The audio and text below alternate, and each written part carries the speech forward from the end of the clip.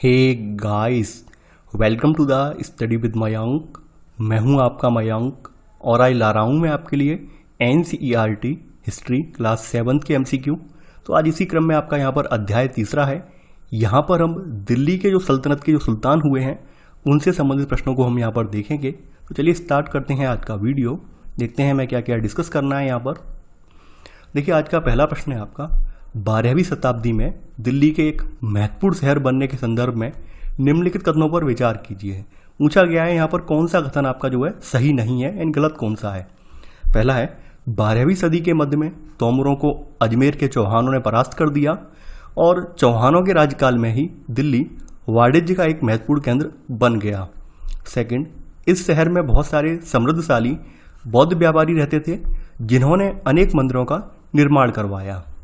यहाँ दहलीवाल कहे जाने वाले सिक्के भी ढाले जाते थे जो काफ़ी प्रचलन में थे। देखिए अगर बात की जाए तो आप जैसे जैसे देखेंगे, हमने इससे पूर्ववर्ती अध्याय जो पढ़ा था वहाँ पर देखा था कि कैसे कैसे बड़े साम्राज्यों का विघटन होता गया है और उसके बाद स्थानीय साम्राज्य जो है वो उभर कर सामने आए हैं। तो उसी क्रम में आप देखेंगे यहाँ पर दिल्ली अब जो है एक महत्वपूर्ण नगर बन गया है।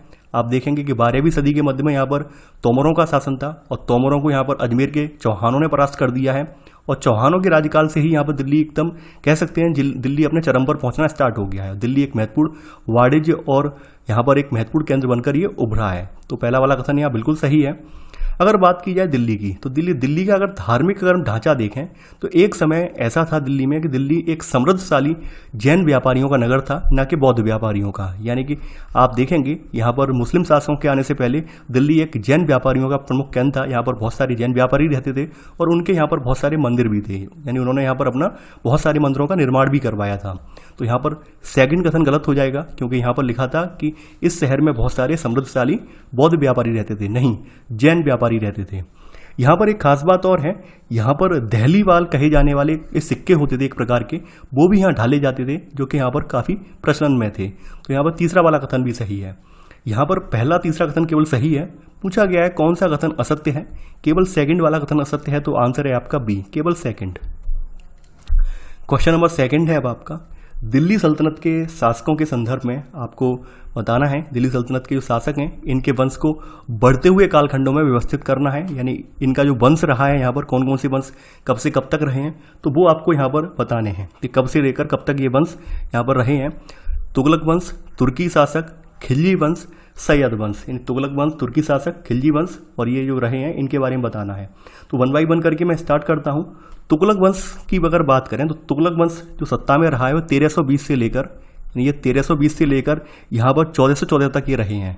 और इसमें तुगलक वंश में आपके प्रमुख जो है 3 शासक हुए हैं, गयासुद्दीन तुगलक, मोहम्मद तुगलक, फिरोज शाह तुगलक, ये 3 लोग हुए हैं। तुर्की शासकों की अगर बात करें तो तुर्की शासकों में इनका समय रहा है 1206 से लेकर, यानी 1206 से लेकर 1290 तक इनका समय रहा है। और तुर्की शासकों में 4 शासक हुए हैं, कुतुबुद्दीन ऐबक, इल्तुतमिश, रजिया सुल्तान और गयासुद्दीन बलबन। बात करते हैं खिलजी वंश की, तो खिलजी वंश जो रहा है आपका 1290 से लेकर, यानी 1290 से लेकर आगे 1320 तक ये रहा है। और इसके प्रमुख शासकों में आपके 2 रहे हैं, जलालुद्दीन खिलजी और अलाउद्दीन खिलजी, ये 2 लोग रहे हैं। सैयद वंश की बात करें तो सैयद वंश यहाँ पर 1414 से लेकर और 51 तक रहा है, 1451 तक रहा है। इसमें प्रमुख शासक जो रहा है वो आपका खिज्र खान रहा है। तो आप इनका क्रम जब लगाएंगे तो आप ये पाएंगे सबसे पहला वंश आपका तुर्की रहा है, तुर्की शासक रहे हैं। तुर्की के बाद आपके खिलजी वंश रहे हैं, उसके बाद खिलजी के बाद आपका जो तुगलक वंश आया है और फिर सैयद वंश आया है। तो यहाँ पर सेकंड का आंसर होगा आपका ए, यानी 2 3 1 4। अगर इनका बारी बारी से कालक्रम आप लगाएंगे तो यहाँ पर आपका कूट बनेगा 2 3 1 4। तो आंसर है आपका सेकंड का ए। क्वेश्चन नंबर 3 है अब आपका, सूची 1 में दिए गए दिल्ली सल्तनत के शासकों को सूची 2 में दिए गए उनके सही शासनकाल से सुमेलित कीजिए तथा नीचे दिए गए कूट की सहायता से सही उत्तर का चयन कीजिए। यानी ये दिल्ली सल्तनत के शासक हैं और इनका शासनकाल दिया हुआ है, यानी कब से लेकर इन्होंने कब तक शासन किया है। देखिए एक बात ध्यान रखना, ये बहुत इंपॉर्टेंट है, कई बार ये प्रश्न पूछा जाता है, आप लोग इसे नज़रअंदाज कर देते हैं, लेकिन आपको ये जो डेट है वो पूरी मेमोराइज करनी पड़ेगी प्रॉपर क्रम में। यानी ऐसा भी नहीं है कि रैंडमली नहीं, पूरी प्रॉपर तरीके से आपको ये मेमोराइज करनी पड़ेगी। ये पूछे जाते हैं कि कब से लेकर कब तक इन्होंने शासन किया है। तो यहाँ पर हम डायरेक्ट ऑप्शन पर आते हैं। आपके यहाँ पर 4 ऑप्शन दिए हैं, रजिया सुल्तान, कुतुबुद्दीन ऐबक, गयासुद्दीन बलबन और शमसुद्दीन इल्तुतमिश। यानी मैंने यहाँ पर पूरा एक वंश पूरा उठा लिया है, यानी प्रारंभिक तुर्की शासकों का पूरा वंश मैंने यहाँ पर ले लिया है। बात करते हैं रजिया सुल्तान से। तो रजिया सुल्तान जो है 1236 से लेकर 1240 तक ये शासिका रही हैं, ठीक है। और इसके बाद आपके जो आते हैं, यानी रजिया सुल्तान की बात हो गई यहाँ पर। उसके बाद जो अगला नाम आता है वो आता है कुतुबुद्दीन ऐबक का। ये 1206 से लेकर 1210 तक रहे हैं, यानी ये 1206 से लेकर 1210 तक रहे हैं। उसके बाद आपका नाम आता है गयासुद्दीन बलबन का। ये 1266 से लेकर 87 तक रहे हैं, यानी इनका पहला वाला ऑप्शन आएगा। इसके बाद आएगा आपका नाम इल्तुतमिश का। इल्तुतमिश जो रहे हैं ये 1210 से लेकर 1236 तक रहे हैं। तो फिर यहाँ पर आपका आंसर होगा, यानी कि ए का तीसरा, बी का चौथा, सी का पहला और डी का दूसरा। तो आंसर होगा तीसरे का यहाँ पर सी वाला, यानी यहाँ पर तीसरे का सी वाला आंसर कथन जो है वो आपका केवल सही है। चौथा प्रश्न है अब आपका, सूची 1 में दिए गए दिल्ली सल्तनत के शासकों को सूची 2 में दिए गए उनके सही शासनकाल से सम्मिलित कीजिए और नीचे दिए गए कूट की सहायता से सही उत्तर का चयन कीजिए। यहाँ पर भी आपके दिल्ली सल्तनत के शासक हैं और एक तरफ इनका शासनकाल है, तो आपको बताना है कौन सा कब किस किस शासन में किसने यहाँ पर शासन किया है। सबसे पहले स्टार्ट होता है आपका लोदी वंश से। लोदी वंश के बारे में मैंने बताया था 1451 से लेकर 1526 तक इनका शासन रहा है। तो लोदी वंश में यहाँ पर सबसे बताया गया बहलोल लोदी। तो बहलोल लोदी का जो शासनकाल है वो 1451 से लेकर 1489 तक है, यानी आपका तीसरा वाला 1451 से लेकर 1489 तक आपका बहलोल लोदी रहा है। उसके बाद बात कर लेते हैं तुगलक वंश के मोहम्मद तुगलक की। तो तुगलक वंश के मोहम्मद तुगलक 1324 से लेकर 1351 तक ये रहे हैं, 1324 से लेकर 1351 तक ये मोहम्मद तुगलक रहा है। इसके बाद फिर अगर बात कर लेते हैं हम आपके अलाउद्दीन खिलजी की। अलाउद्दीन खिलजी जो है 96 से लेकर यानी 1316 तक रहा है, 1296 से लेकर 1316 तक अलाउद्दीन खिलजी रहा है। इसके बाद आपका जो अंतिम आता है, यानी कि ये है आपका खिजर खान। खिजर खान की बात करें सैयद वंश से बिलोंग करता है और ये 1414 से लेकर 1421 तक रहा है, ठीक है। 1414 से लेकर 1421 तक रहा है। तो यहाँ पर आपका जो सही वाला आंसर है वो है डी वाला, यानी कि यहाँ पर ए का तीसरा, बी का पहला, सी का चौथा और डी का दूसरा। तो यहाँ पर आंसर होगा चौथे का डी, चौथे का डी वाला ऑप्शन यहाँ पर सही होगा। 5वां प्रश्न है अब आपका, दिल्ली के सुल्तानों के शासनकाल में प्रशासन की फारसी भाषा में लेखन करने वाले तवारीख लेखकों के संदर्भ में निम्नलिखित कथनों में से कौन सा सही नहीं है। यहाँ पर पूछा गया है कि जो तवारीख लेखक हुआ करते थे, जो कि उनका इतिहास पूरा वर्णित करते थे, उनके प्रशासन की पूरी जानकारी को लिखा करते थे, तो उन लेखकों के बारे में कौन सा कथन या गलत है वो आपको बताना है। पहला है, तवारीख के लेखक सचिव, प्रशासक, कवि और दरबारियों जैसे सुशिक्षित व्यक्ति होते थे, जो घटनाओं का वर्णन भी करते थे और शासकों को प्रशासन संबंधी सलाह भी देते थे। तवारीख के लेखक गाँव में यानी विशेषकर दिल्ली के आसपास रहते थे। वे अक्सर अपने इतिहास सुल्तानों के लिए उनसे ढेर सारे इनाम इकराम पाने की आशा में लिखा करते थे। ये लेखक अक्सर शासकों को जन्मसिद्ध अधिकार और लिंग भेद पर आधारित आदर्श समाज व्यवस्था बनाए रखने की सलाह देते थे। देखिए, बात करें यहाँ पर हमें दिल्ली सल्तनत के शासकों के बारे में, एक तो उनके अभिलेख, सिक्के हुए, उनकी स्थापत्य कला यानी भवन निर्माण वगैरह जो कला है, इनके माध्यम से बहुत सारी जानकारी मिलती है। साथ ही साथ जो तवारीख के लेखक हुए हैं, तवारीख के लेखकों ने अपने जो भी राजा हैं उनका इतिहास लिखा है, उनके बारे में उनकी विशेषताएं जो लिखी हैं, उनसे भी उनके हमें शासनकाल के बारे में जानकारी प्राप्त होती है। तो यहाँ पर जो तवारीख के लेखक हैं वास्तव में ये सचिव, प्रशासक, कवि और दरबारियों जैसे सुशिक्षित व्यक्ति होते थे और ये घटनाओं का वर्णन करते थे और शासकों को समय पर जो भी प्रशासन संबंधी सलाह है वो भी ये देते थे। तो यहाँ 5 में का पहला वाला कथन बिल्कुल सही है, यानी कि वे न्यायसंगत शासन के महत्व पर बल देते थे। इसके अलावा तवारीख के लेखकों की सबसे इंपॉर्टेंट बात यह है, ये गांव में नहीं रहते थे, क्योंकि ये राजकाज के प्रशासन से जुड़े हुए लेखक थे, समय समय पर सलाह भी देते थे राजा को, तो ये नगरों में रहते थे। यानी ध्यान देने वाली बात यह है, ये नगरों में रहते थे, खास करके दिल्ली के में जो भी नगर हैं ये उनमें रहते थे, विशेषकर दिल्ली के जो नगर प्रमुख थे उस समय उनमें रहते थे, ना कि ग्रामीण इलाकों में। तो यहाँ पर बी वाला कथन असत्य हो जाएगा। यानी वे अक्सर अपने इतिहास सुल्तानों के लिए उनसे ढेर सारे इनाम इकराम पाने की आशा में लिखा करते थे। ये बात बिल्कुल सही है, इनके अंदर कहीं ना कहीं ये आशा थी, ये उम्मीद थी कि जो हमारे राजा यानी शासक हैं वो हमारे द्वारा लिखे हुए इतिहास से जो है यहाँ पर कह सकते हैं खुश होकर हमें इनाम देंगे, हमें कुछ ऊंचा ओहदा देंगे, तो इस उद्देश्य से भी लिखा करते थे। तो सी वाला कथन यहाँ बिल्कुल सही है। इसके अलावा ये लोग देखिए, ध्यान देने वाली बात ये होती है कि जो इतिहासकार होते हैं या फिर जो इस तरह से प्रशंसा पत्र वगैरह जो लिखते हैं, यानी कि जो प्रशंसा में लेख वगैरह लिखने वाले लोग होते हैं, वो जो मौजूदा व्यवस्था होती है उसको विरोध नहीं करते हैं कभी, वो हमेशा उसके फेवर में लिखते हैं। क्योंकि अगर उसका विरोध करेंगे तो ऑब्वियस सी बात है, राजा इनसे खुश नहीं होगा, राजा इन्हें इनाम नहीं देगा। तो ये क्या करते थे, जो भी व्यवस्था चली आ रही थी, जो भी सदियों पुरानी जो भी पितृसत्तात्मक व्यवस्था चली आ रही थी, ये उसके फेवर में चलते हैं। यानी खास करके जन्म सिद्ध अधिकार और लिंग भेद पर जो आधारित आदर्श समाज था। लिंग भेद का मतलब क्या है कि मुस्लिम शासकों में वही पुरुष प्रधान होते हैं, महिलाओं को इतना ज़्यादा जो है वरीयता नहीं दी जाती है।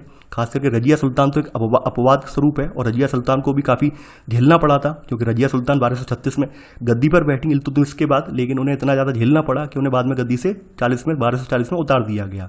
तो ये लोग भी ये कहते थे कि नहीं, जो चल रहा है वो बेटर है, जन्म सिद्ध अधिकार बने रहने चाहिए, और लिंग भेद वाली व्यवस्था है वही बेटर है, आदर्श समाज बना रहना चाहिए। ये इस बात के फेवर में थे। तो यहाँ पर आपका 5 में का केवल बी वाला कथन असत्य है, तो यहाँ पर आंसर होगा 5 में का आपका बी। छठवां प्रश्न है अब आपका, अपने अभिलेखों में अपना नाम पुरुषों जैसा लिखवाकर अपने पुरुष होने का भ्रम पैदा करने वाली रानी रुद्रम्मा देवी किस वंश की शासिका थी? चालुक्य वंश, पांड्यन वंश, काकतीय वंश, होयसल वंश।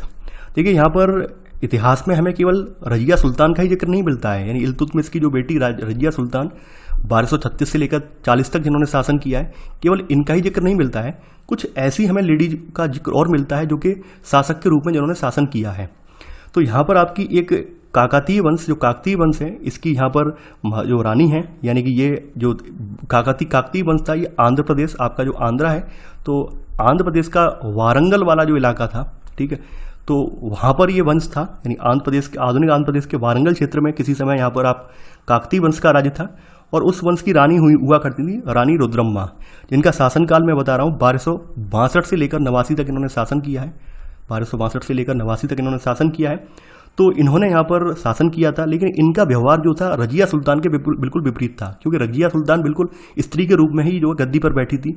इन्होंने क्या किया था, अपने आप को पुरुष जैसा दिखाने का प्रयास किया था। यानी इन्होंने, रुद्रमा देवी ने क्या किया, अपने अभिलेखों वगैरह पर अपना नाम पुरुषों जैसा लिखवाया, ताकि पुरुष होने का भ्रम पैदा किया जाए। यानी एक कह सकती हैं, इन्होंने एक पुरुष रूप धारण करके ही अपना शासन चलाने की कोशिश की है, जबकि रजिया सुल्तान ने ऐसा नहीं किया। रजिया सुल्तान ने स्त्री के रूप में शासन चलाने की कोशिश की है। तो ये इनमें और उनमें डिफरेंस है। हालांकि एक महिला शासिका है, तो इस वजह से नाम यहाँ पर आया है। तो ये काकतीय वंश से बिलोंग करती थी। तो यहाँ छठवें का आंसर होगा आपका सी। सातवां प्रश्न है अब आपका, मध्यकाल में रानी दिद्दा, जिन्हें उनकी प्रजा ने बड़ी दीदी का स्नेह भरा संबोधन दिया, किस क्षेत्र की शासिका थी? यानी एक हमें और देखने को मिलती है रानी दिद्दा। तो ये रानी दिद्दा बंगाल, गुजरात, मालवा, कश्मीर, कहाँ की थी? ये कश्मीर की शासिका थी। और रानी दिद्दा, यानी इनको, दिद्दा का मतलब होता है बड़ी दीदी, बड़ी दीदी के लिए यूज किया जाता है शब्द ये। और ये 980 से लेकर यानी लगभग 23 साल तक इनका शासन रहा है। 1003 तक ये रही हैं यहाँ पर, और ये कश्मीर पर इन्होंने शासन किया है। तो इनको, इनकी प्रजा जो है, इनका जो दिद्दा के नाम से संबोधित करती थी, रानी दिद्दा, यानी कि बड़ी दीदी के नाम से, बड़ी बहन के नाम से करती थी। तो इनका प्रजा ने इन्हें जो है स्नेह भरा संबोधन दिया था ये। तो यहाँ सातवें का आंसर होगा आपका डी। आठवां प्रश्न है अब आपका, दिल्ली सल्तनत के अंतर्गत गैरिसन शहर का निर्माण किसके लिए किया जाता था? यानी दिल्ली सल्तनत के अंतर्गत जो गैरिसन शहर बनाए गए थे, वो किस लिए बनाए गए थे? पहला है रक्षक सैनिकों की टुकड़ियों के रहने के लिए बने मजबूत किलेबंद शहर, अपनी प्रजा की रक्षा के लिए बनाया हुआ शहर, विदेशी व्यापारियों के रहने, खाने पीने एवं मनोरंजन के लिए, राजस्व के रूप में प्राप्त अनाजों को इकट्ठा करने के लिए। देखिए, यहाँ पर आप देखेंगे, क्योंकि 13वीं शताब्दी में आकर आपने ये पढ़ा है कि अब धीरे धीरे करके स्थानीय राज्यों का उदय हो गया है। तो स्थानीय राज्यों के उदय होने की वजह से हम यहाँ देखते हैं कि जो स्थानीय राजा थे वो अक्सर आपस में लड़ते झगड़ते रहते थे, एक दूसरे प्रांतों पर चढ़ाई करते रहते थे। तो इस वजह से यहाँ पर अब जरूरत महसूस की जाने लगी कि एक किलेबंद शहर बनाया जाए, जिसके भीतर सेना जो है आराम से रह सके। तो ये जो गैरिसन शहर था, यानी गैरिसन शहर वास्तव में किसी ये किलेबंद बसाव वाला स्थान होता था। यहाँ पर सैनिक यहाँ पर रहा करते थे, रक्षक सैनिकों की टुकड़ियों के रहने के लिए बने मजबूत किलेबंद शहर थे ये। तो यहाँ पर आंसर होगा 8वें का आपका ए। 9वां प्रश्न है अब आपका, 13वीं शताब्दी के आरंभिक वर्षों में दिल्ली शासन के अंतर्गत आने वाले भीतरी प्रदेशों के संदर्भ में निम्नलिखित कथनों पर विचार कीजिए। पूछा गया है कौन सा कथन यहाँ पर सत्य है, यानी दिल्ली सल्तनत के भीतर आने वाले जो भीतरी प्रदेश हैं, इनके बारे में कौन सा कथन सही है, ये बताना है आपको। पहला है, किसी शहर या बंदरगाह के आसपास के इलाके जो शहर के लिए वस्तुओं और सेवाओं की पूर्ति करें, ये भीतरी प्रदेश कहलाते हैं। दिल्ली सल्तनत के शासकों का भीतरी प्रदेशों पर पूर्ण नियंत्रण था। थर्ड है आपका, सल्तनत की भीतरी सीमाओं में चले अभियानों के दौरान गंगा यमुना के दोआब से जंगलों को साफ कर जमीन किसानों को दे दी गई और कृषि कार्य को प्रोत्साहन दिया गया। देखिए, बात करें भीतरी शहर की, तो भीतरी शहर जो होता है वो किसी शहर या बंदरगाह के आसपास के इलाके होते हैं जो शहर के लिए वस्तुओं और सेवाओं की पूर्ति करते हैं, उन्हें भीतरी प्रदेश कहा जाता है। तो यहाँ पहला वाला कथन बिल्कुल सही है। यहाँ पर दिल्ली सल्तनत में एक सबसे बड़ी समस्या हमें देखने को मिली है कि दिल्ली सल्तनत के शासकों का उनके गैरिसन जो शहर बनाए गए थे वहाँ पर तो मजबूत नियंत्रण था, यानी जो किलेबंद इलाके थे उन पर तो उनका अच्छा खासा नियंत्रण था, लेकिन शहरों से संबद्ध ऐसे इलाके जो कि भीतरी प्रदेश कहलाते थे उन पर उनका नियंत्रण बिल्कुल नहीं था, यानी उन पर उनका नियंत्रण बिल्कुल नहीं था। तो इस वजह से, क्योंकि आपको मैंने अभी बताया है कि इनसे उन्हें वस्तुओं और सेवाओं की आपूर्ति की जाती है, अब क्योंकि इन पर भीतरी प्रदेशों पर नियंत्रण नहीं है तो शासकों को ऑब्वियस सी बात है आपूर्ति नहीं मिलेगी। तो शासक क्या करते थे, शासक लूट मार करके काम चलाते थे, यानी उन्हें आवश्यक सामग्री, रसद आदि के लिए व्यापार, कर या लूटमार पर ही निर्भर रहना पड़ता था, क्योंकि भीतरी प्रदेश इनके कब्जे में नहीं थे। बाद के समय में इन्होंने क्या किया है, बाद के समय में और कुछ शासक आए हैं यहाँ पर जिन्होंने विस्तार करने का प्रयास किया है। तो यहाँ पर आपका जो गंगा वाला जो दोआब वाला क्षेत्र है, गंगा का दोआब वाला मैदान है, यहाँ पर बहुत घने घने जंगल हुआ करते थे। आज जिस समय में आज अभी आप बस्तियाँ देख रहे हैं, यहाँ कभी बहुत बहुत बड़े जंगल, घने जंगल हुआ करते थे, यानी गंगा वाले प्रदेश में पूरा जंगल ही जंगल हुआ करते थे। तो इन लोगों ने क्या किया है, इन जंगलों को कटवाया है, जंगलों को कटवा कर ये जमीन जो है किसानों को प्रॉपर तरीके से दी है, और रहने वाली यहाँ पर शिकारी संग्राहक या चरवाहा जनजातियाँ हैं उनको भगा दिया है यहाँ से, और पूरी तरह से जमीन किसानों को देकर कहा गया है कि आप हमें इसके बदले में टैक्स के रूप में अनाज देंगे और आप अपना ये जमीन जोतकर अपना भी काम चलाएंगे। तो ऐसे करके इनकी जो खाद्यान्न की जरूरत है वो बाद में पूरी हो पाई हैं। और जब इन्होंने इस तरह की प्रक्रिया अपनाई है तो इससे क्या हुआ है, यानी जब गंगा के मैदानों में खेती होने लगी है प्रॉपर तरीके से, जमीन किसानों को दे दी गई है, तो फिर इन्होंने व्यापार मार्ग जो खुले हैं उनको सुरक्षा भी दी है, क्षेत्रीय व्यापार भी यहाँ पर बढ़ा है। इसकी वजह से यहाँ पर फिर नए किले और शहर भी बनाए और बसाए गए हैं, ये भी हमें देखने को मिलता है। यहाँ पर पूछा गया है कौन सा कथन केवल सत्य है आपका, तो आपका 9 में का केवल 1 और 3 कथन सत्य है, तो आंसर है आपका सी, केवल 1 और 3। 10वां प्रश्न है आपका, दिल्ली सल्तनत का वह कौन सा शासक था जिसने अपना सैन्य अभियान मालवा के मांडू से लेकर देवगिरी, द्वार समुद्र तथा मदुरै एवं तंजावुर जैसे सुदूर दक्षिण भारत के राज्यों तक को विजित किया। यानी कि ऐसा कौन सा दिल्ली सल्तनत का शासक हुआ है जिसने अपने जो अभियान है, मैंने बताया इतने दूर जो है अभियान उसने चलाए हैं, तो ये कौन सा ऐसा शासक है। देखिए, अगर आप मैप देखेंगे, यानी अगर आपने अगर मैप नहीं देखा है तो मैं आपसे बार बार गुजारिश कर रहा हूँ आप PDF डाउनलोड कर लीजिए, और PDF डाउनलोड करने के उपरांत आप पहले मैप देखिए और मैप देखने के बाद तब क्वेश्चन सॉल्व कीजिए। तो यहाँ पर जो अलाउद्दीन खिलजी है, यानी कि जो 1296 से लेकर जिसका शासन 1316 तक रहा है, तो इसने अपने अभियान जो है सुदूर दक्षिण भारत तक अपने अभियान चलाए हैं। यानी इसने खास करके आप देखेंगे इसने अपने अभियानों की एक लंबी श्रृंखला चलाई है, गुजरात तक, चित्तौड़ तक, रणथंभौर, उसके बाद मांडू, फिर देवगिरी, फिर होयसल गया है, होयसल से मदुरै गया है, तंजावुर तक गया है, देवगिरी से फिर ये वारंगल तक गया है, कड़ा तक गया है, फिर वेस्ट बंगाल में घूम के आया है। तो इसने अपने अभियानों की एक लंबी श्रृंखला चलाई है। यानी खास करके वैसे तो जो सल्तनत के शासक हुआ करते थे उत्तर भारत तक सीमित रहे हैं, लेकिन अलाउद्दीन खिलजी ने क्या किया है, अपने आप को दक्षिण भारत तक ये ले गया है। तो यहाँ पर 10वें का आंसर होगा आपका बी वाला।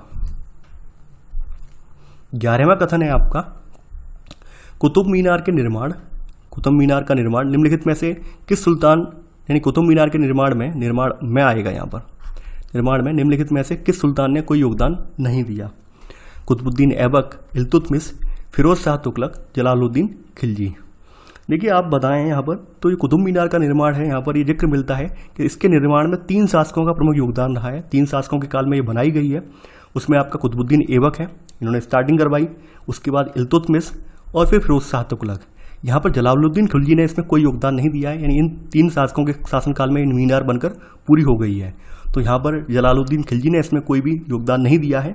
तो यहाँ पर आंसर होगा आपका डी, क्योंकि पूछा गया है कौन से शासक ने इसमें कोई योगदान नहीं दिया है। जलालुद्दीन खिलजी ने कोई योगदान नहीं दिया, बाद बाकी तीनों ने जो है कुतुब मीनार के निर्माण में अपना योगदान दिया है और इसका निर्माण पूरा करवाया है।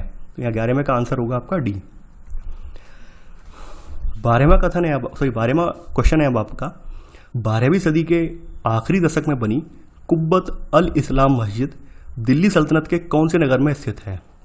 यानी कि जो 12वीं सदी के आखिरी दशक में जो कुब्बत अल इस्लाम मस्जिद बनाई गई थी, खास करके आपको पता ही होना चाहिए ये जैन मंदिरों को तोड़कर इनके मलबे से बनाई गई थी मस्जिद। तो ये दिल्ली सल्तनत का उस समय कौन सा नगर था, यहाँ ये बनाई गई थी। सीरी, तुगलकाबाद, दिल्ली, कोहना, जहाँपनाह। देखिए ये जो मस्जिद है आपकी, ये वास्तव में एक जामा मस्जिद है और ये दिल्ली एक कोहना के नाम से एक पुराना शहर हुआ करता था दिल्ली सल्तनत में, तो यहाँ पर ये बनाई गई थी। यानी आप ये देख पा रहे हैं दिल्ली एक कोहना, यहाँ पर ये मस्जिद कुब्बत अल इस्लाम के रूप में बनाई गई थी। और जैसा कि मैंने बताया है, ये हिंदू मंदिर है यानी जो जैन मंदिर है उनके मलबे से बनाई गई थी। जैन मंदिरों को तोड़कर उनके मलबे से मस्जिद तैयार की गई थी। कभी आप गूगल पे सर्च करना, यूट्यूब पर देखना, या फिर कभी घूमने का मौका मिले तो आप जाकर देखना, पूरी मस्जिद में जो है आपको देवी देवताओं के पिलर देखने को मिलते हैं। तो यहाँ आंसर होगा 12वें का सी। 13वां प्रश्न है अब आपका, मोठ की मस्जिद का निर्माण दिल्ली सल्तनत के किस शासक के शासनकाल में हुआ? यानी यहाँ पर जो मोठ की मस्जिद बनवाई गई है, ये किस शासक ने यहाँ पर बनवाई है? तो यहाँ पर शमसुद्दीन इल्तुतमिश, सिकंदर लोदी, मोहम्मद तुगलक, बहलोल लोदी। यानी कि जो मोठ की मस्जिद है इसका निर्माण कौन से शासक ने करवाया है, ये यहाँ पर बताना है इनमें से। तो यहाँ पर 13वें का आंसर होगा आपका बी, सिकंदर लोदी। देखिए मोठ की मस्जिद का जो निर्माण है सिकंदर लोदी के शासनकाल में उसके मंत्री के द्वारा करवाया गया था। तो यहाँ पर आंसर होगा आपका 13वें का बी। 14वां प्रश्न है आपका, मुस्लिमों के धार्मिक स्थल मस्जिद के संदर्भ में निम्नलिखित कथनों में से कौन सा कथन सही नहीं है? यानी मस्जिद के बारे में यहाँ पर जो दिए हुए कथन है इनमें से कौन सा कथन उनसे गलत है?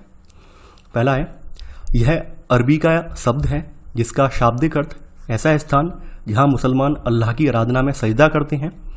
जामा मस्जिद या मस्जिद ए जामी वह मस्जिद होती है जहाँ अनेक मुसलमान एकत्र होकर साथ साथ नमाज पढ़ते हैं।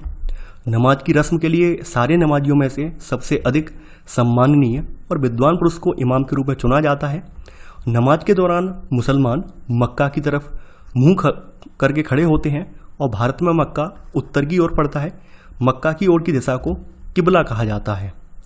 देखिए यहाँ पर अगर बात की जाए तो जो मुसलमानों का पवित्र स्थल है, धार्मिक स्थल, जहाँ पर पढ़कर यहाँ पर एकत्रित होकर वो खुदा की इबादत में जो है खुदा की इबादत करते हैं, तो इसे मस्जिद कहते हैं। और अरबी शब्द है ये, इसका शाब्दिक अर्थ यही है कि एक ऐसा स्थान जहाँ पर मुसलमान अल्लाह की आराधना में सजदा करते हैं। सजदा का मतलब आपको पता ही होगा, घुटने और माथा टेक कर, उसे हम जो घुटने और माथा टेक कर जो करते हैं उसे सजदा कहते हैं। तो यहाँ पहला वाला कथन बिल्कुल सही है। बात करें यहाँ पर आपकी जामा मस्जिद क्योंकि बड़ी मस्जिद होती है, जामा मस्जिद या मस्जिद जामी वह मस्जिद होती है जहाँ पर अनेक मुसलमान एकत्रित होकर साथ में नमाज पढ़ते हैं। तो यहाँ बी वाला कथन भी सही है।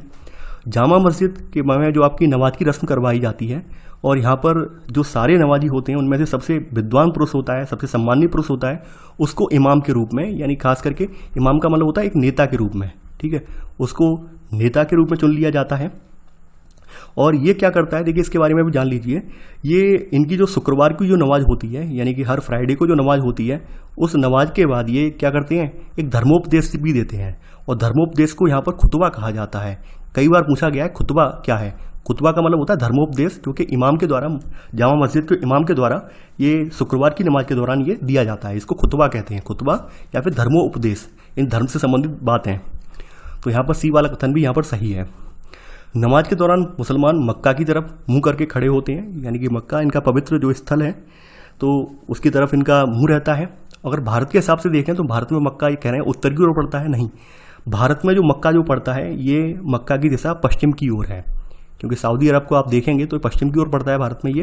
तो भारत में मक्का की दिशा जो है वो पश्चिम की ओर पड़ती है। सारे मुसलमान जो हैं वो पश्चिम की ओर मुंह करके खड़ा होते हैं और जो मक्का की ओर की दिशा है इसको किबला कहा जाता है। ये बिल्कुल सही है कि मक्का की ओर की दिशा किबला कही जाती है।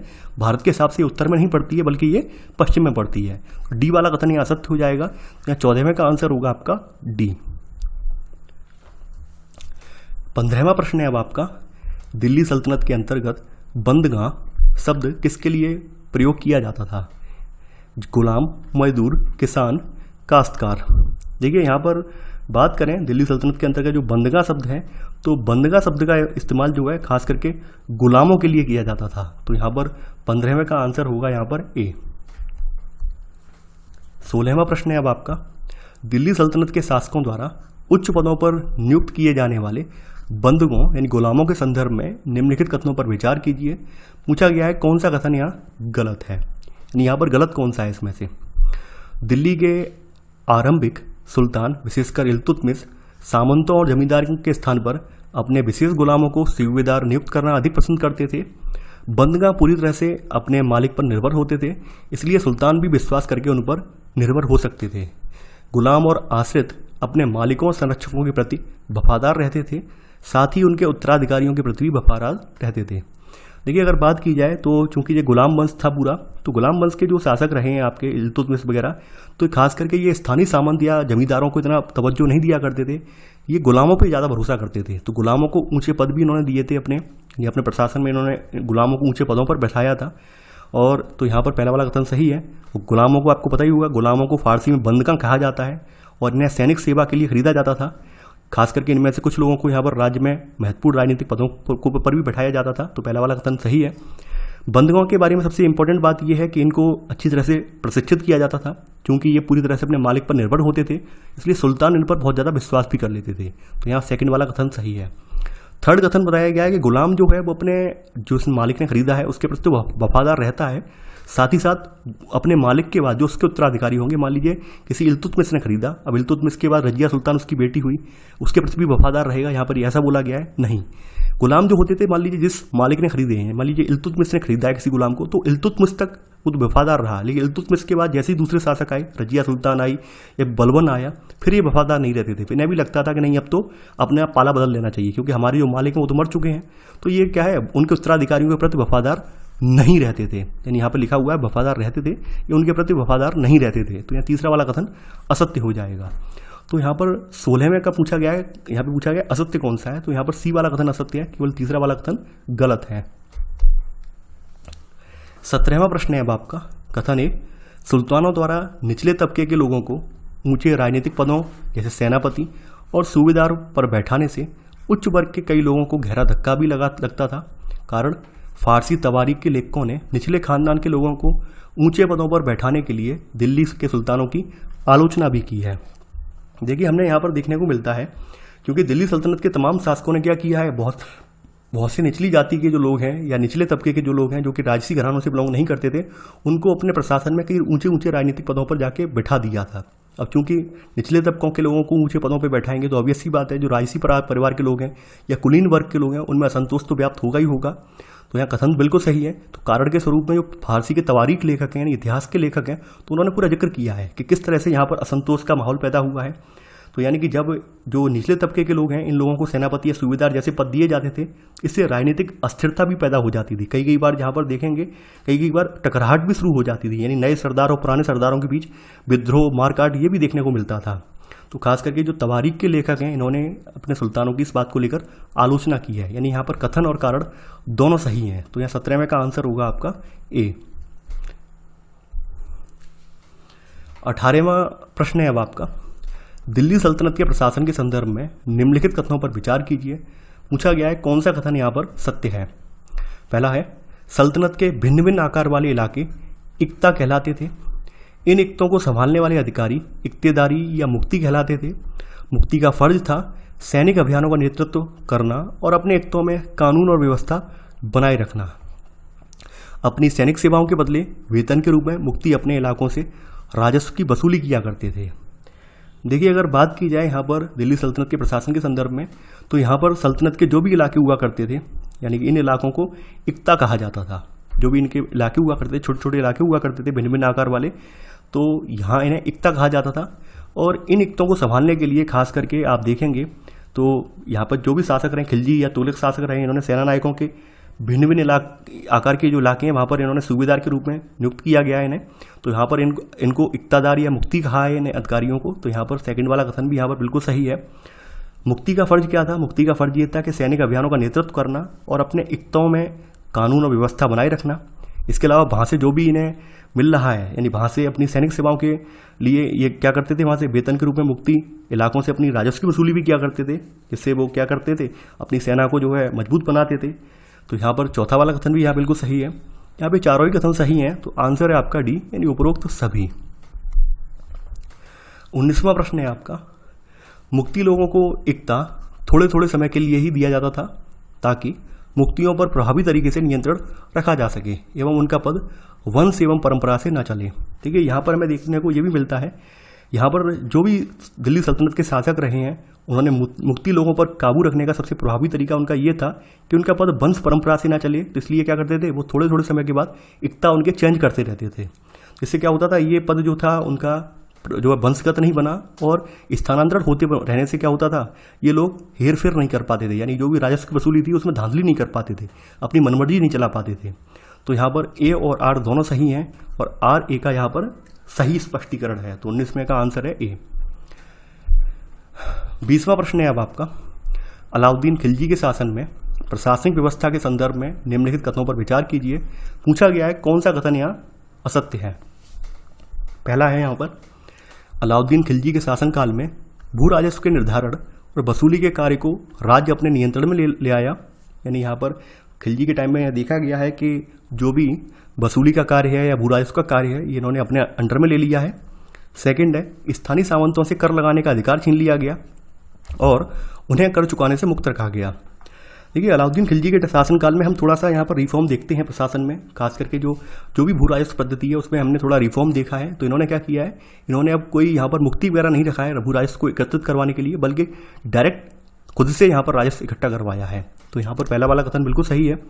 खास करके इन्होंने स्थानीय सामंतों से जो कर लगाने का अधिकार था वो छीन लिया, यानी अब कहा कि अब राजा के द्वारा कर लगाया जाएगा, न कि स्थानीय सामंतों के द्वारा। और जो स्थानीय सामंत थे उनसे भी कहा है कि आपको भी अब स्वयं भी कर चुकाना है। अब आप कर से मुक्त नहीं है, बल्कि आपको स्वयं भी कर चुकाना है। तो यहाँ पे लिखा गया है ये स्वयं कर से मुक्त रखे गए थे, नहीं, कर से मुक्त नहीं रखे गए थे, बल्कि इनसे इनका अधिकार छीनकर इनको भी कर चुकाने के लिए बाध्य किया गया था। तो यहाँ पहला वाला कथन बिल्कुल सही है। पूछा गया है कौन सा कथन असत्य है, केवल सेकंड वाला कथन असत्य है। देखिए, यहाँ पर एक चीज़ बताना मैं भूल गया कि जो मुक्ति लोग होते थे, इनके द्वारा जो भी राजस्व इकट्ठा किया जाता था, तो उस राजस्व की रकम का हिसाब रखने के लिए यहाँ पर जो ऑडिट वाले अधिकारी यानी कि लेखा अधिकारी भी नियुक्त किए गए थे। ठीक है, जैसे आज के समय में कैग होता है, कंट्रोलर ऑडिटर जनरल, उसी तरह से उस समय भी यहाँ पर ऐसी प्रशासन प्रणाली रखी गई थी कि ये लोग हेर फेर ना कर पाएँ, अपने राजस्व में कह सकते हैं अपना पेट ना निकाल पाएँ, अपना धांधली ना कर पाएँ, भ्रष्टाचार ना कर पाएँ। जिसके लिए यहाँ पर ऑडिट करने वाले वो भी लेखा अधिकारी यहाँ पर रखे गए थे। 21वां प्रश्न है अब आपका, यहाँ पर आपको बताना है दिल्ली सल्तनत में लगने वाले करों के संदर्भ में निम्नलिखित कथनों पर विचार कीजिए। पूछा गया है कौन सा कथन यहाँ पर सत्य है। पहला है, उस समय 3 तरह के कर थे, कृषि पर, मवेशियों पर तथा घरों पर। कृषि पर लगने वाले कर को जकात कहा जाता था और किसान की उपज का लगभग 50% होता था। देखिए, हमें अगर बात करें तो दिल्ली सल्तनत के समय हमें 3 करों का जिक्र देखने को मिलता है, खास करके एग्रीकल्चर पर, मवेशियों पर और घरों पर। पहला वाला कथन यहाँ बिल्कुल सही है। देखिए, कृषि पर जो कृषि पर टैक्स लगता था उसको खराज कहा जाता है। ठीक है, उसको खराज कहा जाता था, ना कि जकात।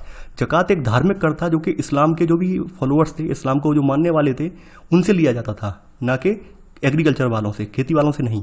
खेती पर लगने वाला कर को खराज कहा जाता था, ना कि जकात। तो ये जो खराज था ये उनकी किसानों की टोटल उपज का 50% होता था, यानी कि आधी फसल। तो यहाँ सेकंड वाला कथन आधा गलत है और आधा सही है। तो यहाँ पर पूछा गया है कौन सा कथन सत्य है, तो यहाँ पर केवल पहला वाला कथन सत्य है। तो आंसर है आपका 21 का ए। 22वां प्रश्न है आपका, इब्न बतूता किस देश से भारत आया था? तुर्की, अफगानिस्तान, ईरान, मोरक्को।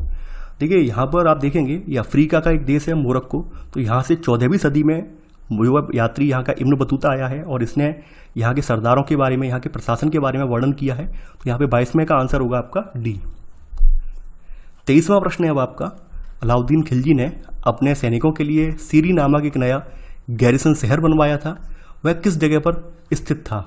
यानी कि जो सीरी नाम का इन्होंने एक शहर बनवाया है अलाउद्दीन खिलजी ने, ये कहाँ पर स्थित था? तो यहाँ पर देवगिरी, दिल्ली, रणथंभौर, वारंगल। देखिए, यहाँ पर जो अलाउद्दीन खिलजी के द्वारा शहर बनवाया गया है ये दिल्ली में स्थित था। ये दिल्ली में इसने अलाउद्दीन खिलजी ने अपने सैनिकों के रहने के लिए एक नया गैरिसन शहर बनवाया था जिसका नाम था सीरी। तो सीरी नाम का ये शहर दिल्ली में बनवाया गया है। तो यहाँ पर आंसर है आपका 23वें का बी। 24वां प्रश्न है अब आपका, अलाउद्दीन खिलजी के शासन के संदर्भ में निम्नलिखित कथनों पर विचार कीजिए। पूछा गया है कौन सा कथन यहाँ पर सत्य है। अलाउद्दीन खिलजी के समय सबसे ज़्यादा मंगोल आक्रमण हुए हैं। अलाउद्दीन ने सैनिकों को इक्ता की जगह नगद वेतन देना तय किया। देखिए, बात करते हैं जो मंगोल थे, यानी खास करके मंगोल, तो मंगोलों ने 1219 में, चंगेज खान के नेतृत्व में मंगोलों ने 1219 में उत्तर पूर्वी ईरान में जो ट्रांस ऑक्सियाना है, आज का आधुनिक उज्बेकिस्तान है, इस पर हमला किया और इसके ठीक बाद इन्होंने दिल्ली सल्तनत पर भी धावा बोल दिया है। तो अलाउद्दीन खिलजी हुए, इसके बाद मोहम्मद तुगलक हुए। इनके शासनकालों के आरंभ में दिल्ली पर मंगोलों के धाबे यहाँ पे बढ़ गए हैं। तो अलाउद्दीन खिलजी के समय में यहाँ बताया गया आपकी किताब में कि यहाँ पर 1299-1300 के लगभग आक्रमण हुआ है, ठीक है। इसके अलावा फिर से आक्रमण हुआ है 1302-1303 में, फिर से आक्रमण किया है इन्होंने। तो यहाँ पर आप समझ सकते हैं कि इनके आक्रमणों की संख्या कितनी बढ़ गई थी। तो यहाँ पहला वाला कथन बिल्कुल सही है। अब देखिए यहाँ पर अलाउद्दीन खिलजी ने थोड़ा प्रशासनिक सुधार के रूप में यहाँ पर ये किया है कि सैनिकों को अब इक्ता की जगह क्या किया है, नगद वेतन देना स्टार्ट कर दिया है। क्योंकि इक्ता वाला जो राजस्व वसूली होती है प्रॉपर तरीके से हो भी नहीं पाती थी, कभी कभी अकाल वगैरह पड़ जाता था तो राजस्व की वसूली नहीं हो पाती थी। तो इस वजह से उन्होंने क्या किया कि सैनिकों को नगद वेतन दो, जिससे कि वे आराम से अपनी जो भी जरूरत की चीज़ें हैं वो मार्केट से खरीद पाएँ। तो ये सेकेंड वाला कथन यहाँ बिल्कुल सही है। यहाँ पर 24वें का आंसर होगा सी, यानी 1 और 2 दोनों। अगला है 25वां प्रश्न है, दिल्ली सल्तनत में बाजार नियंत्रण की नीति को किस सुल्तान द्वारा लागू किया गया? जलालुद्दीन खिलजी, अलाउद्दीन खिलजी, गयासुद्दीन तुगलक, मोहम्मद बिन तुगलक। देखिए जैसा कि हमने बताया था कि अलाउद्दीन खिलजी ने सैनिकों को इक्ता के स्थान पर नगद वेतन देना तय कर दिया। तो सैनिक जो थे अपनी आवश्यकता की जो वस्तुएं होती थी उनको दिल्ली के व्यापारियों से खरीदते थे। अब राजा के मन में आशंका बनी हुई थी कि कहीं व्यापारी अपनी चीज़ों का कीमतें न बढ़ा दें। तो इस सब को रोकने के लिए अलाउद्दीन खिलजी ने दिल्ली में चीज़ों की कीमतों पर नियंत्रण लागू कर दिया। तो यहाँ पर बाजार नियंत्रण की नीति को जो है अलाउद्दीन खिलजी ने अपनाया है। तो यहाँ पर आप देखेंगे कि उस समय अफसर जो थे बड़ी सावधानी से कीमतों का सर्वेक्षण करते थे, और जो व्यापारी मान लीजिए निश्चित दरों से ज़्यादा सामान बेच रहे हैं, निश्चित दरों से ज़्यादा दरों पर सामान बेच रहे हैं, उनको सजा भी मिलती थी, यानी पनिशमेंट भी दिया जाता था। तो यहाँ 25वें का आंसर होगा बी, यानी अलाउद्दीन खिलजी ने बाजार नियंत्रण प्रणाली भी शुरुआत की थी। 26वां प्रश्न है अब आपका, अलाउद्दीन खिलजी की बाजार नियंत्रण की नीति सैन्य हितों से परिचालित थी। कारण बताया गया है, सैनिक अपनी आवश्यकता की वस्तुएं दिल्ली के व्यापारियों से खरीदते थे और यह आशंका थी कि व्यापारी अपनी चीज़ों की कीमतें बढ़ा देंगे। जैसा कि देखिए मैं यहाँ पर अलग अलग टाइप से क्वेश्चन इसलिए रख रहा हूँ कि कैसे भी क्वेश्चन आपके सामने आ जाए आपसे गलत ना हो। वैसे क्वेश्चन तो आप पहले ही 25 में भी कवर कर चुके हैं, लेकिन मैंने फिर से टाइप बदल कर इसलिए रखा है कि जितनी आपकी प्रैक्टिस जितनी ज़्यादा हो जाएगी उतना ही बेहतर है। तो यहाँ पर कथन बिल्कुल सही है कि अलाउद्दीन खिलजी की जो बाजार नियंत्रण की नीति थी वो सैनिक हितों से ही प्रचालित थी। वास्तव में कहीं ना कहीं उसमें सैन्य हित छुपा हुआ था। तो इसके लिए इन्होंने यही किया है कि जो है यहाँ पर आप देखेंगे बाजार नियंत्रण प्रणाली अपनाई है ताकि जो व्यापारी हैं वो जो सामान की कीमतें ना बढ़ा पाएँ और सैनिक जो है अपनी आवश्यकताओं की पूर्ति कर पाएँ। यानी यहाँ पर कथन और कारण दोनों सही है, ए और आर दोनों सही हैं, और आर ए का यहाँ पर सही स्पष्टीकरण है। 27वां प्रश्न है अब आपका, सल्तनत के इतिहास में पहली बार दिल्ली के किस सुल्तान ने मंगोल इलाके को फतेह करने की योजना बनाई थी? ये काफ़ी इंपॉर्टेंट है। जलालुद्दीन खिलजी, अलाउद्दीन खिलजी, मोहम्मद तुगलक, फिरोज शाह तुगलक। देखिए यहाँ पर आप देखेंगे कि यहाँ पर जो मोहम्मद तुगलक है, चाहे बेशक ये डिफेंड करने में तो मंगोलों के आक्रमणों को डिफेंड करने में या फिर इसका जो प्रशासनिक कदम है वो असफल बेशक रहे हो, लेकिन ये एकमात्र ऐसा शासक है जिसने ये योजना बनाई थी क्यों ना हम मंगोलों को उनके घर में घुसकर जाके मारें। तो यहाँ पर सी वाला कथन बिल्कुल सही है कि सल्तनत के इतिहास में पहली बार दिल्ली के किसी सुल्तान ने मंगोल इलाके को फतेह करने का अभियान की योजना बनाई थी। हालांकि ये वो अभियान पूरा नहीं कर पाया, बाद में कई जगहों से हार होने की वजह से वो इनका अभियान रखा रह गया, लेकिन योजना इसकी यही थी कि मंगोलों के इलाके में मंगोलों के घर में घुसकर उन्हें खत्म किया जाए। तो ये योजना बनाने वाला जो शासक था, पहला शासक, ये आपका मोहम्मद तुगलक था। यह 27वें का आंसर होगा आपका सी। 28वां प्रश्न है अब आपका, मोहम्मद तुगलक के शासनकाल में हुए मंगोल आक्रमणों के संदर्भ में निम्नलिखित कथनों पर विचार कीजिए। पूछा गया है कौन सा कथन यहाँ पर गलत है। मोहम्मद तुगलक के शासन के प्रारंभिक वर्षों में सल्तनत पर हमला हुआ और मंगोल सेना परास्त हो गई। दिल्ली के सबसे पुराने शहर दहली ए कोहना के निवासियों को खाली करवाकर वहाँ सैनिक छावनी बना दी गई और निवासियों को दक्षिण में बनी नई राजधानी जहांपना भेज दिया गया। देखिए अगर हम बात की जाए तो यहाँ पर आप देखेंगे कि अलाउद्दीन खिलजी ने भी मंगोल आक्रमणों को डिफेंड किया है, तुगलक ने भी उनको मैनेज किया है कैसे भी करके, लेकिन दोनों के तरीके अलग थे। यानी कि अलाउद्दीन खिलजी के तरीके अलग थे, तुगलक के अलग थे, दोनों ने अलग अलग तरीके से उसको हैंडल किया है। तो आप देखेंगे कि यहाँ पर भी प्रारंभिक वर्षों में लगातार मंगोलों के आक्रमण बढ़ गए हैं और प्रारंभिक वर्षों में सल्तनत पर हमला हुआ है और यहाँ पर मंगोल सेना परास्त भी हुई है। तो यहाँ पर 28वें का पहला वाला कथन बिल्कुल सही है। सेकंड है, दिल्ली के सबसे पुराने शहर दहली ए कोहना के निवासियों को खाली करवाकर वहाँ पर एक गैरिसन शहर बनाया गया है और इन निवासियों को बताया गया है कहाँ भेज दिया गया है, इनको एक दक्षिण में बनी एक नई राजधानी झांपना यहाँ भेज दिया गया। नहीं, दक्षिण में एक नई राजधानी बनाई गई थी जिसका नाम था दौलताबाद, दिल्ली में ही बनाई गई थी। दौलताबाद नाम का एक नगर बसाया गया था। तो दौलताबाद में इन्होंने अपने वहाँ के जो नागरिक हैं, दिल्ली है कोहना के, ये वहाँ पर भेज दिए हैं। इस वजह से वहाँ के नागरिक थोड़े नाराज भी हो गए थे निवासी, क्योंकि उनका मूल स्थान छुट गया था, तो नाराज भी हो गए थे। इसका उद्देश्य यही था कि कैसे भी करके जो गैरिसन शहर है उसको मजबूत किया जाए। तो दिल्ली और कोहना में इन्होंने क्या किया, एक प्रॉपर तरीके से एक विशाल गैरिसन शहर बनाया है और यहाँ के निवासियों को निकालकर दक्षिण में जो भी एक नई राजधानी इन्होंने बनाई थी दौलताबाद, वहाँ पर भेज दिया है। तो यहाँ पर आधा स्टेटमेंट सही है, आधा गलत है, यानी कि सेकंड वाला कथन गलत है। तो यहाँ पर पूछा गया है कौन सा कथन असत्य है, तो बी वाला कथन असत्य है। तो आंसर है आपका केवल सेकंड। 29वां प्रश्न है अब आपका, मोहम्मद तुगलक द्वारा उठाए गए प्रशासनिक कदमों के संदर्भ में निम्नलिखित कथनों पर विचार कीजिए। पूछा गया है कौन सा कथन यहाँ पर असत्य है, यानी गलत कौन सा है। पहला है, मोहम्मद तुगलक अपने सैनिकों को नकद वेतन देता था तथा लेकिन कीमतों पर नियंत्रण करने की जगह उसने टोकन यानी सांकेतिक मुद्रा चलाई। मोहम्मद तुगलक द्वारा चलाए गए सांकेतिक मुद्रा धातु के बने होते थे, लेकिन सोने और चांदी के ना होकर सस्ती धातु के होते थे। देखिए, हम ये देखते हैं कि मोहम्मद तुगलक भी अपने सैनिकों को नकद वेतन देता था, लेकिन उसने कीमतों पर नियंत्रण रखने की जगह कुछ आज की तरह कागजी मुद्रा, यानी जिसे हम टोकन या सांकेतिक मुद्रा कहते हैं, ये मुद्रा चलाई थी। तो पहला वाला कथन बिल्कुल सही है। और मोहम्मद तुगलक की जो सांकेतिक मुद्रा चलाई गई थी वो उनकी जो भी धातु जो मुद्रा जो थी वो धातु की बनी होती थी। खास करके ये सोने चांदी की नहीं होती थी, बल्कि सस्ती धातु होती थी। तो सेकंड वाला कथन यहाँ बिल्कुल सही है। तो क्या था यहाँ पर, आप देखेंगे 14वीं सदी तक आते आते लोगों का इस मुद्रा पर भरोसा नहीं रहा। लोगों ने चालाकी भी की। लोग क्या करते थे, अपने सोने चांदी के सिक्कों को बचाकर रख लेते थे और अपने तमाम काम या कर इसी टोकन मुद्रा के जरिए चुकाते थे।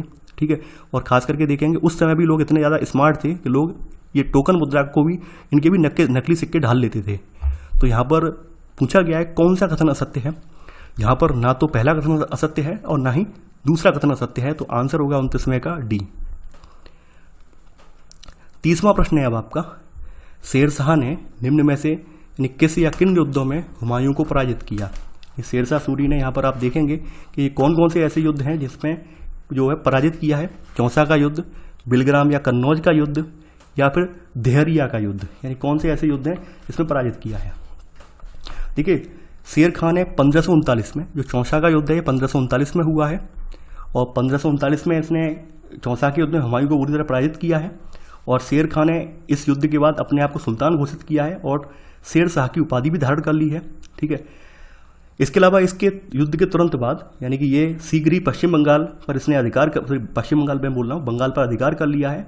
और पूर्व में ये मंगलों की शक्ति को पूर्णतः नष्ट करते हुए ये कन्नौज तक पहुंच गया है, यानी बिलग्राम कन्नौज तक पहुंच गया है। तो कन्नौज या बिलग्राम का युद्ध ये हुआ है 1540 में हुआ है।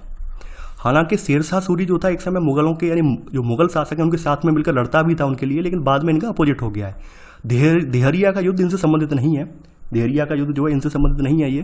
तो यहाँ पर केवल पहला और दूसरा कथन सही है, यानी 1 और 2 सही है। हुमायूं से इसके 2 ही युद्ध हुए हैं, चौसा का युद्ध और बिलग्राम या कन्नौज का युद्ध। देहरिया के युद्ध में इसने इनका साथ दिया था। 1532 में ये युद्ध हुआ है, इसमें इन्होंने इसकी तरफ से लड़ा था, यानी हुमायूं की तरफ से ये लड़ा था ये। ठीक है, यानी कि ये हुमायूं से युद्ध नहीं हुआ है, बल्कि हुमायूं की तरफ से इस युद्ध में ये लड़ा था। तो यहाँ पर पहला दूसरा कथन सही है। तो यहाँ पर आंसर होगा आपका ए, केवल 1 और 2। 31वां प्रश्न है अब आपका, शेरशाह सूरी के संदर्भ में निम्नलिखित कथनों पर विचार कीजिए। पूछा गया है कौन सा कथन यहाँ पर सत्य है। पहला है, शेरशाह सूरी ने अपने प्रशासन में अलाउद्दीन खिलजी के तरीकों को अपनाकर अपने साम्राज्य को मजबूती प्रदान की। मुगल सम्राट अकबर ने शेरशाह की प्रशासन व्यवस्था को अपनाया। देखिए, हम यहाँ पर देखते हैं, यहाँ पर शेरशाह ने जो है प्रशासनिक सुधार के तहत राज्य की हित की रक्षा के लिए प्रजा के उदार उपाय भी यहाँ अपनाए हैं। दोनों तरह से यहाँ पर इन्हें महत्व दिया है। खास करके इसने क्या किया है, इसने सैन्य और आर्थिक सुधार भी किए हैं। इसने, आप ये देखेंगे, इसने जो भी पद्धति अपनाई है वो अलाउद्दीन खिलजी से प्रेरित है। खास करके बाजार नियंत्रण प्रणाली वगैरह अपनाई गई है। और बाद में शेरशाह सूरी का अपनाया हुआ जो भी सुधार था, प्रशासनिक सुधार था, उसको फिर अकबर ने भी फॉलो किया है। ये हमें आगामी चैप्टरों में पढ़ने को मिलेगा। तो पहला वाला कथन यहाँ बिल्कुल सही है, दूसरा वाला कथन भी यहाँ सही है। तो यहाँ पर आंसर होगा सी, यानी 1 और 2 दोनों। 32वां प्रश्न है अब आपका, और ये आखिरी प्रश्न है अब आपका। 11वीं शताब्दी के आरंभ में फ्रांस के 3 श्रेणी विभाजन के संदर्भ में निम्नलिखित कथनों में से कौन सा कथन सही नहीं है। इसके अनुसार समाज को 3 वर्गों में विभाजित किया गया: प्रार्थना करने वाला वर्ग, युद्ध करने वाला वर्ग, खेती करने वाला वर्ग। इसी विभाजन से योद्धाओं का एक नया समूह भी उभरा और इन योद्धाओं को नाइट कहा जाता था। ईसाई धर्म एक समूह को संरक्षण देता था और अपनी ईश्वरीय शांति की अवधारणा के प्रसार में इनका उपयोग करता था। नाइटों योद्धाओं को आपसी लड़ाई भिड़ाई से विमुख करके उन मुसलमानों के विरुद्ध युद्ध करने के लिए भेज दिया गया जिन्होंने यमन शहर पर कब्जा कर रखा था। ईसाई धर्म के पवित्र स्थल को आज़ाद करवाने के प्रयत्नों के परिणाम स्वरूप सैनिक अभियानों की एक लंबी श्रृंखला चली, जिसे क्रूसेड यानी धर्म युद्ध कहा गया। तो आप ये देखेंगे यहाँ पर 3 श्रेणियों का विचार सबसे पहले 11वीं शताब्दी के प्रारंभ में फ्रांस में सूत्रबद्ध किया गया है। ठीक है, फ्रांस में ये विचार नहीं निकला है और इसके अनुसार समाज में 3 तरह के वर्ग बनाए गए थे: एक प्रार्थना करने वाला, युद्ध करने वाला और खेती करने वाला। तो पहला वाला कथन सही है। तो इसमें जो युद्ध करने वाला था, इसी युद्ध करने वाले विभाजन से एक योद्धाओं का एक नया समूह भरकर सामने निकला है। इनको नाइट कहा गया है। रात वाला नाइट नहीं, KNIGHT वाला नहीं, नाइट वाला योद्धा। या सेकंड वाला कथन बिल्कुल सही है।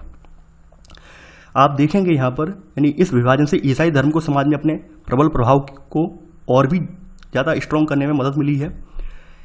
यहाँ पर आप देखेंगे ईसाई धर्म एक समूह को संरक्षण देता था और अपनी ईश्वरीय शांति की अवधारणा के प्रसार में इनका उपयोग करता था। यानी खास करके नाइट योद्धाएं जो हैं, तो नाइट योद्धाओं को उन्होंने संरक्षण दिया है और इनके जरिए अपनी जो भी ईश्वर ने शांति के लिए योद्धा बनाए, इस तरह की इनकी जो भी धारणाएं थी, इनके लिए इनका उपयोग करते थे। हम देखते हैं कि यहाँ पर जो भी ईसाई धर्म का पवित्र स्थल है और ये यरूशलेम शहर है, जेरूसलम या यरूशलेम के नाम से आप जानते होंगे, यरूशलेम शहर पर मुस्लिमों ने कब्जा जमा लिया था।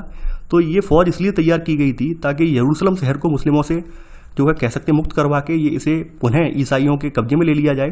तो नाइटों योद्धाओं को आपसी लड़ाई भिड़ाई से विमुख करके उन मुसलमानों के विरुद्ध युद्ध करने के लिए भेज दिया गया जिन्हें यमन शहर पर कब्जा कर रखा था। यमन नहीं बल्कि यरूशलेम शहर, ईसाइयों का पवित्र स्थल यरूशलेम शहर है, बल्कि यमन नहीं है। क्या डी वाला कथन असत्य हो जाएगा?